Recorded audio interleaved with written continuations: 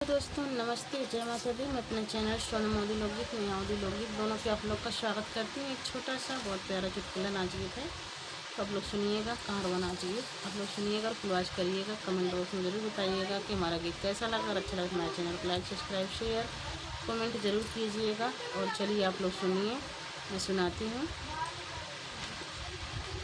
बगिया लागल बा चिरैया काहे हड़ायु ना नदी। बगिया लागल बा चिरैया काहे हड़ायु ना नदी। काहे हड़ायु ना नदी, काहे हड़ायु ना नदी। बगिया बोलेला चिरैया काहे हड़ायु ना नदी।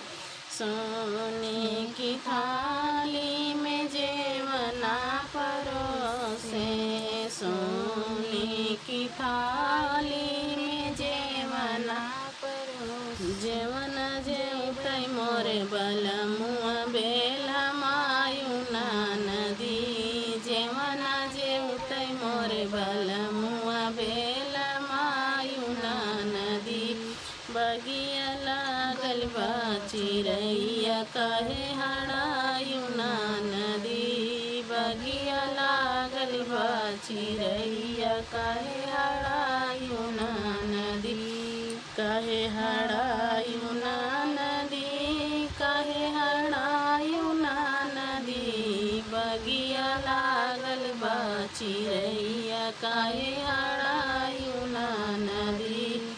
सोने का लोटा गंगा जल पानी, सोने का लोटा गंगा जल पानी। गेड़ुआ गोटे तई मोरे बलमुआ बेला मायु ना नदी। गेड़ुआ गोटे तई मोरे बलमुआ बेला मायु ना नदी। बगिया लागल बा चिरैया काहे हड़ायु ना नदी। बगिया लागल बा चिरैया काहे हड़ायु ना नदी।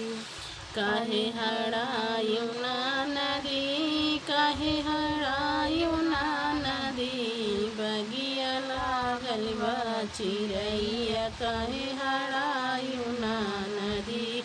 लाची लवंग रस बीरवा जोराए, लाची लवंग रस बीरवा जोराए। बीरवा कुचतै मोरे बलमुआ बेला मायु ना नदी। बीरवा कुचतै मोरे बलमुआ बेला मायु ना नदी। बगिया लागल बा चिरैया काहे हड़ायु ना नदी। बगिया लागल बा चिरैया काहे हड़ायु ना नदी। काहे हड़ायु ना नदी, काहे हड़ायु ना नदी। बगिया लागल बा चिरैया काहे हड़ायु ना नदी। बगिया लागल बा चिरैया काहे हड़ायु ना नदी।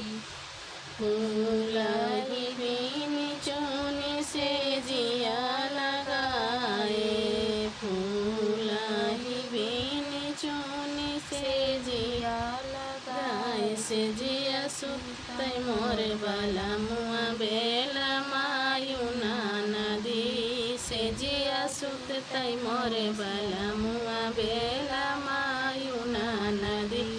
बगिया लागल बा चिरैया काहे हड़ायु ना नदी। बगिया लागल बा चिरैया काहे हड़ायु ना नदी। काहे हड़ायु ना नदी, काहे हड़ायु ना नदी।